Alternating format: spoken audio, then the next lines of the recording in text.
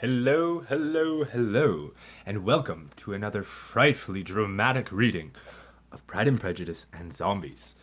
We're on chapter 37. It's been a wild ride.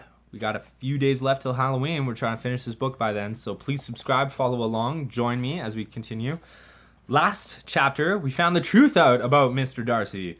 Actually, that was 2 chapters ago, but the chapter after it was really just Elizabeth thinking about it. Anyways, turns out he's not as terrible a man as we once assumed. Still full of himself, yes, but not as bad as Elizabeth made it seem. And so lots going on, lots of tea, lots of drama, less zombies, hopefully more this time. Chapter 37, page 166. Let's get there before Halloween, guys. We can do this. Alrighty, friends.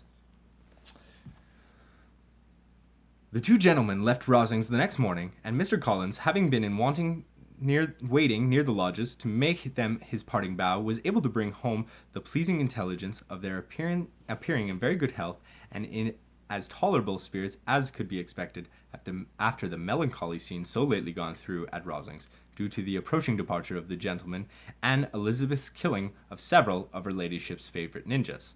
Yeah, she kicked their butt, blindfolded. To Rosings, he then hastened to console Lady Catherine and her daughter for their loss of company, and on his return brought back with great satisfaction a message from her ladyship, importing that she felt herself so dull as to make her very desirous of having them all to dine with her. Elizabeth could not see Lady Catherine without recollecting that, had she chosen it, she might by this time have been presented to her as her future niece, nor could she think without a smile of what her ladyship's indignation would have been. What would she have said? How would she have behaved? Were questions with which she had amused herself. Yes, because Darcy proposed to her, and Darcy is the niece. Nephew. Anyway. Their first subject was the shrinking of the Rosings party. I assure you I feel it exceedingly, said Lady Catherine.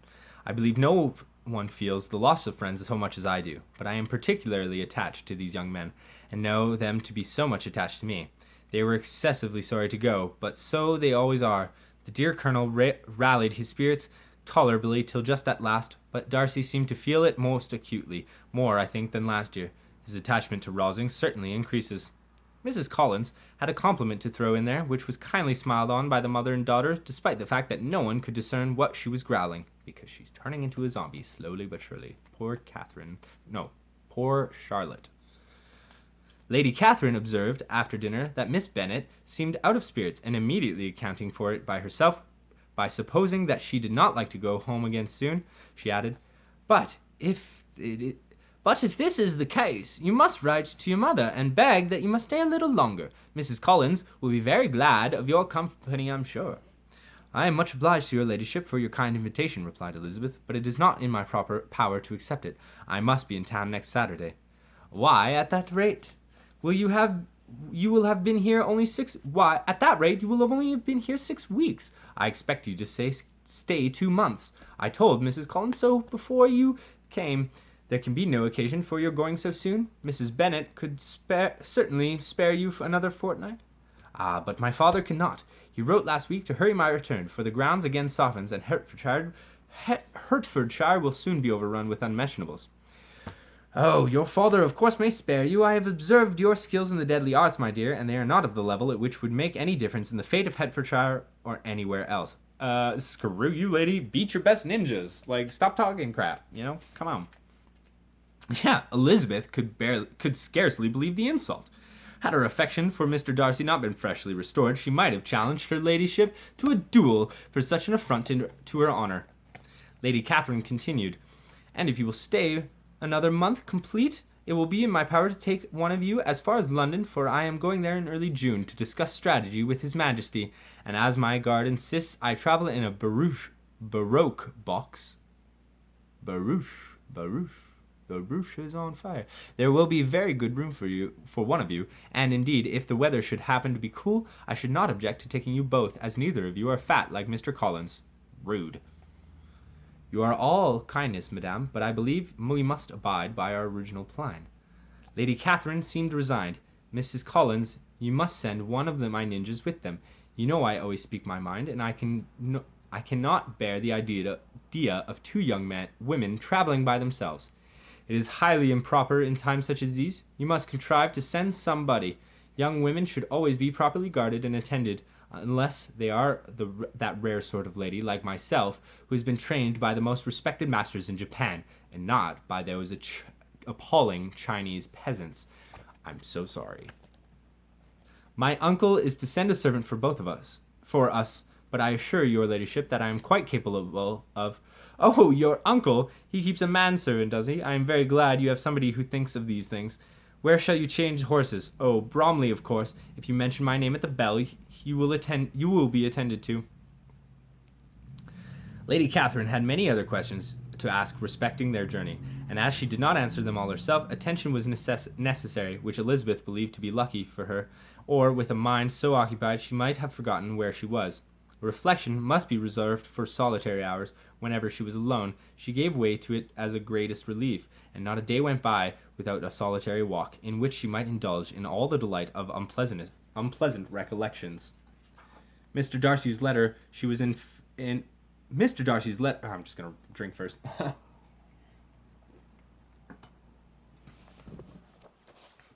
Mr. Darcy's letter she was in a fair way of knowing soon by heart. She studied every sentence, and her feelings toward its writer were at times wildly different. When she remembered the haughty style of his address, she dreamt of watching his eyes glaze over as she choked the life from his body. But when she considered how unjustly she had condemned and upbraided him, her anger was turned against herself, and she hastily applied her dagger to the 7 cuts of shame, which had scarcely time to scab over. So she's been cutting herself. Oh. His attachment excited gratitude, his general character respect, but she could not approve him, nor could she for a moment repent her refusal, or feel the slightest inclination ever to see him again. In her own past behavior there was a constant source of vexation and regret, and in the unhappy defects of her family a subject of yet heavier chagrin. They were hopeless of remedy. Her father, contented with laughing at them, would never exert himself to restrain the wild giddiness of his youngest daughters, and her mother, which with manners so far from right herself, was entirely insensible of evil.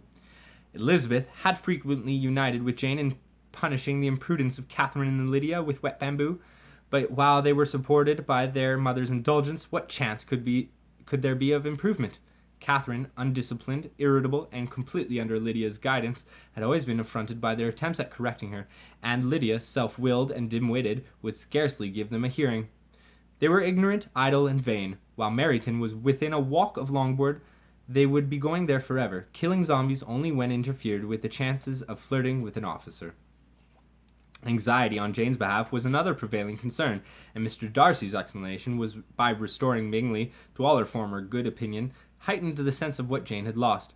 His affection was proved to have been sincere, and his conduct clearly cleared of all blame, unless Annie could attach to the implicitness of his confidence in his friend. How grievous then was that the thought of a situation so desirable in every respect, so replete with advantage, so promising for happiness, Jane had been deprived by the folly and indecorum of her own family. Oh, could she bring herself to dispense with the lot of them? When to these recollections was added the development of Wickham's character, it may be easily believed that the happy spirits, which had seldom been depressed before, were now so much affected as to make it almost impossible for her to appear tolerably cheerful. Their engagements at Rosings were as frequent during the last week of her stay as they had been at first. The very last evening was spent there, and her ladyship again demeaned the quality of Chinese combat training, gave them direction as to the best method of packing, and was so urgent on the necessity of placing gowns in only the right way that Maria thought herself obliged, and on her return, to undo all the work of the morning and unpack her trunk afresh. When they parted, Lady Catherine, with great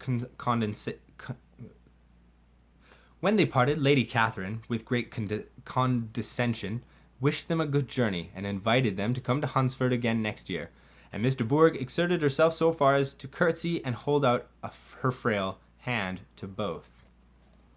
Chapter 38. On Saturday morning, Elizabeth and Mr. Collins met for breakfast a few minutes before the others appeared, and he took the opportunity of paying the party's parting civilities which he deemed indispensably necessary. "I know not, Miss Elizabeth," said he, "whether Mrs. Collins has yet expressed her sense of your kindness in coming to us, but I am very certain you will not leave the house without receiving her thanks for it. The favour of your company has been much felt, I assure you. We know how little there is to tempt anyone in our humble abode. Our plain manner of living, our small rooms and few domestics, and the little we see of the world, must make Hunsford extremely dull to a young lady who has twice been to the Orient." Elizabeth was eager with her thanks and assurance of happiness. She had spent 6 weeks with great enjoyment, and the pleasure of being with Charlotte, and the kind attentions she had received, must make her feel the obliged. Mr. Collins replied, "My dear Charlotte and I have but one mind and one way of thinking. There is in everything a most remarkable resemblance of character and ideas between us. We seem to have been designed for each other." Elizabeth might have said, given Charlotte's being stricken and Mr. Collins being himself so dreadfully unappealing in every way, that she agreed with his assessment. But she merely offered that she firmly believed and rejoiced in his domestic comforts. She was not sorry, however, to have the recital of them interrupted by the lady from whom they sprang. Poor Charlotte! It was melancholy to see her now almost entirely transformed. But she had chosen it with her eyes open, and though it would be long before even the daft Mr. Collins would discover her condition and be forced to behead her, she did not seem to ask for compassion. Her home and her housekeeping, her parish and her poultry, and her ever-deepening lust for tender morsel of savoury brains, had not yet lost their charms. At length the chaise arrived, and the trunks were fastened on, the parcels placed within, and it was pronounced to be ready.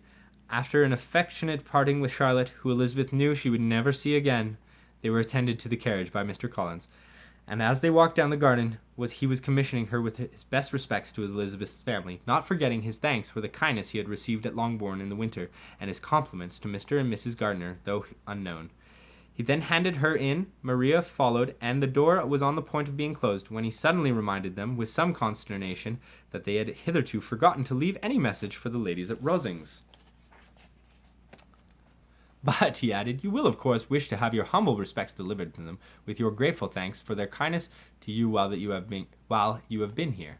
Elizabeth made no objection. The door was then allowed to be shut, and the carriage drove off.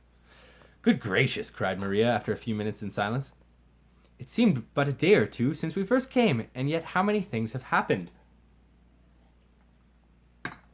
"A great many indeed," said her companion with a sigh.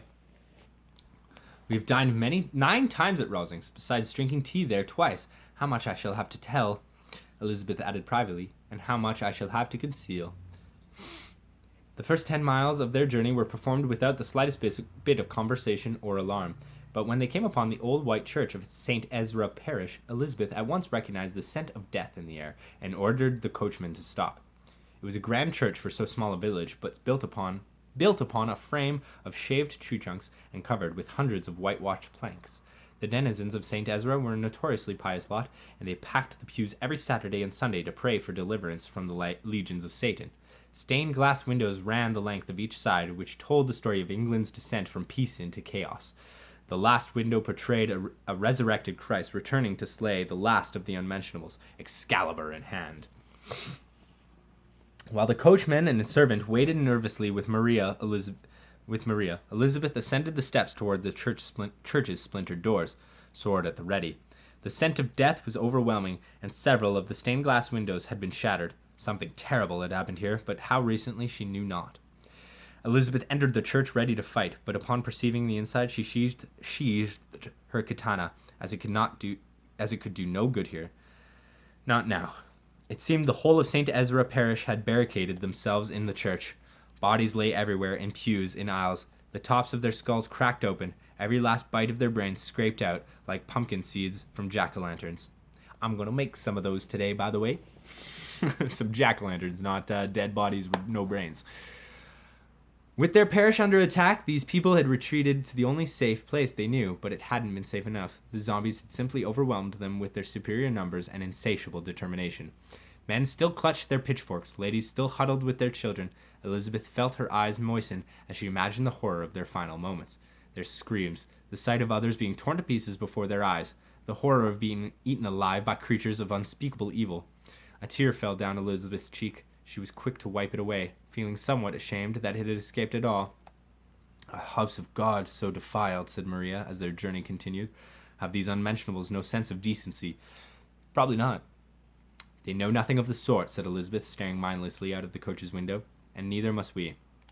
With no further alarm, they reached Mr. Gardner's house, where they were to remain for a few days. Jane looked well, and Elizabeth had little opportunity of studying her spirits amidst the various engagements which the kindness of her aunt had reserved for them. But Jane was to go home with her, and at Longbourn there would be leisure enough for observation. It was not without an effort, meanwhile, that she could wait even for Longbourn before she told her sister of Mr. Darcy's proposals. To know that she had the power of revealing what would so exceedingly astonish Jane was such a temptation to openness as nothing could have conquered but the state of indecision in which she remained as to the extent of what she should communicate, and her fear, if she once entered on the subject, of being hurried into repeating something of Bingley which might only grieve her sister further. Yeah, that's a big tea to spill, you know? Like, I'd be, like, wanting to drop that bomb, too. Chapter 39. It was the second week in May in which the three young ladies set out together from Section 6 East for Hertfordshire, and as they drew near the appointed inn where Mr. Bennet's carriage was to meet them, they quickly perceived, in token of the coachman's punctuality, both Kitty and Lydia looking out of a dining room upstairs. These two girls had been above an hour in the place, happily employed in assuming the sentinel on guard, with immodest displays of their proficiency with a throwing star, much to the consternation of the carriage horse, which served as their unwilling target. "Don't throw it at the horse. Put it like a freaking log or something. Come on." After welcoming their sisters, they triumphantly displayed a table set out with such cold meat as an inn larder usually affords, exclaiming, "Is not this nice? Is not this an agreeable surprise?" "And we meant to treat you all," added Lydia, "but you must lend us the money, for we have just spent hours at the shop out there." Then, showing her purchases, "Look here, I have bought this bonnet." And when her sisters abused it as ugly, she added with perfect unconcern, "Oh, but there were 2 or 3 much uglier in the shop, and when I have bought some prettier coloured satin to trim it with, fresh, I think it will be very tolerable. Besides," yeah, she's thrifting, "besides, it will not much signify what one wears this summer after the soldiers have left Meryton, and they are going in a fortnight." "Are they indeed?" cried Elizabeth with the greatest satisfaction, for not only would her sisters have one less distraction from their training, but the very fact of the decampment meant that Hertfordshire had been much relieved of the unmentionable menace while she was away. "They are going to be encamped near Brighton, and I do so want Papa to take us all there for the summer. It would be such a delicious scheme, and I dare say would hardly cost anything at all. Mamma would like to go too, of all things. Only think what a miserable summer else we should have, with hardly any balls to be had in Meryton." Yes, thought Elizabeth, a summer with so few balls would be miserable indeed for a girl who thinks of little else. "Now, I've got some news for you," said Lydia as they sat down at the table. "What do you think? It is excellent news, capital news, and about a certain person we all like." Jane and Elizabeth looked at each other, and the waiter was told he need not stay. Lydia laughed and said, "Aye, that is just like your formality and discretion. You thought the waiter must not hear, as if he cared. I dare say he often hears worse things that said than I am going to say. But he is an ugly fellow. I never saw such a long chin in my life. I nearly ran him through for thinking him a zombie." "That's so rude!" Ugh. So judgmental. All these girls. Judgmental. All of them. "I never saw such a long chin in my life. I nearly ran him through for thinking him a zombie. Well, but now for my news. It is about dear Wickham. Too good for the waiter, is it not? There is no danger of Wickham's marrying Mary King. There's for you. She's gone down to her uncle at Liverpool, gone to stay. Wickham is safe. And Mary King is safe, added Elizabeth, safe from a connection imprudent as to fortune. She's a great fool for going away if she liked him, but I hope there is no strong attachment on either side, said Jane. I am sure it is not on his. I will answer for it. He never cared 3 straws about her. Who could, about such a nasty little freckled thing, with not a skill to boast of? As soon as all had ate, the elder ones paid, the carriage was ordered, and after some contrivance, the whole party, with all their boxes, weapons, and parcels, and the unwelcomed addition of Kitty's and Lydia's purchases, were seated in. How nicely we are all crammed in, cried Lydia. I am glad I bought my bonnet, if it is only for the fun of having another hat box. Well, now let us be quite comfortable and snug, and talk and laugh all the way home. And in the first place, let us hear what has happened to you all since you went away. How long left? Okay. Have you seen any pleasant men? Have you had any flirting? I was in hopes that one of you would have got a husband before you came back. Why is that all they care about? I mean, Elizabeth doesn't. She wants to kill the zombies, and I'm all for it. Let's get more zombies in here. I was in great hopes that one of you would have got a husband before you came back. Jane will be quite an old maid soon, I declare. She is almost 23. She's almost 23. Like, her life's over. My Aunt Phillips wants you so to get husbands that you can't think. She says Lizzie had better have taken Mr. Collins, but I do not think there would have been any fun in it. Lord, how I should like to be married before any of you, and then I would chaperone you to all the balls. Dear me, we had such a good piece of fun the other day at Colonel Foster's. Kitty and me were to spend the day there, and Mrs. Foster promised to have a little dance in the evening. By the by, Mrs. Forster and me are such good friends, and so she asked the 2 Harringtons to come, but Harriet was ill, and so Pen was forced to come by herself.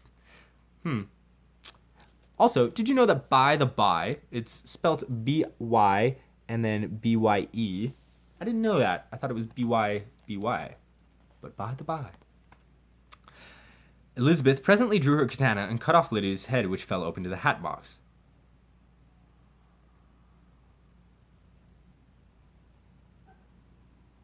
What? It's a joke, right?